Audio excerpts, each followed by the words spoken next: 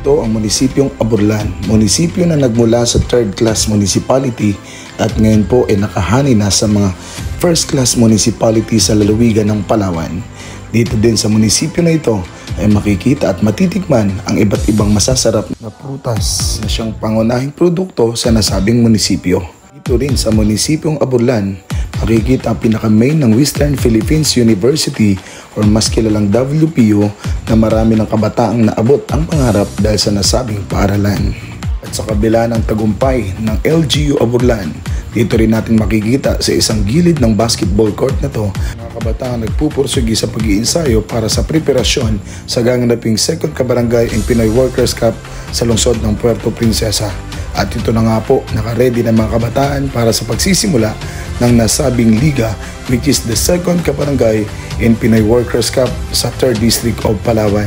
At dito magsisimula ang journey ng mga kabataan for poblasyon bayan ng Aburlan 25 under at pinamumunuan ng kanilang head coach na si Coach Daryl Sumaraga, at nagpapasalamat si Coach Daryl sa kabila ng kanyang effort at support sa mga kabataang ito to showcase yung talento at talino ng mga kabataan pagdating sa sports na basketball. Nagpapasalamat siya sa mga nasa likod niya tulad na lamang ni Mayor Jaime Ortega, Board Member June Ortega, Rafael Ortega, at lubos po siyang nagpapasalamat syempre sa ating pongga kaibigan at sangguniang bayan member ng bayan ng Aburlan na si Honorable SB Maris Sumaraga, dahil isa po yan sa mga very supportive pagdating sa sports sa bayan ng Aburlan. So dito natin makikita dahil yung mga kabataang ito ay makikipag-compete mula sa 32 teams, bababa ng 16 teams hanggang bababa ng 8 teams hanggang makakwalify yung 4 at yung 4 doon makikita kung sino magiging top at papasok sa ating labanan sa kampyonato.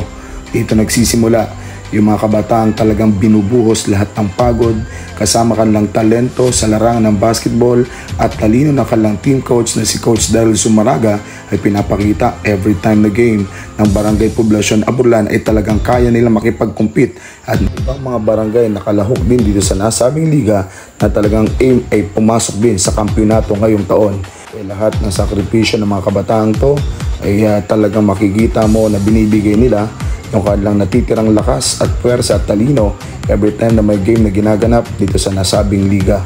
At lubos din nagpapasalamat si Coach Daryl Sumaraga sa mga supporters, lalo na sa mga kabataang ito na talagang binibigay nila yung suporta at lakas at talino pagdating sa larangan ng sports para mabigyan lang po nila ng karangalan ang bayan ng Aburlan. Despite ng puyat at pagod ng mga batang to, hindi maiwasan dahil ito nga ay mga bata minsan ay nagkakatuwaan.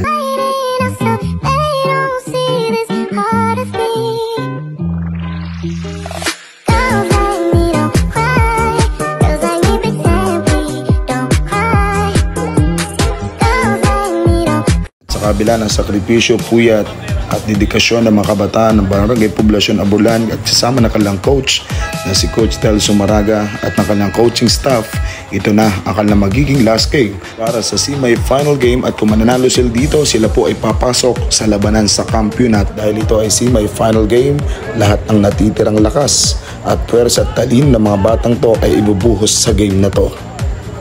Dahil sa pagpupursige ng mga kabataan at ng kanilang team coach na si Coach Daryl Sumaraga, nakuha yung slot para sa labanan sa kampyonato ng Poblasyon Bayan ng Aburlan. So abangan natin ang ating best of 3 series, ang tatakahakin pa ng mga kabataang Poblasyon Bayan ng Aburlan.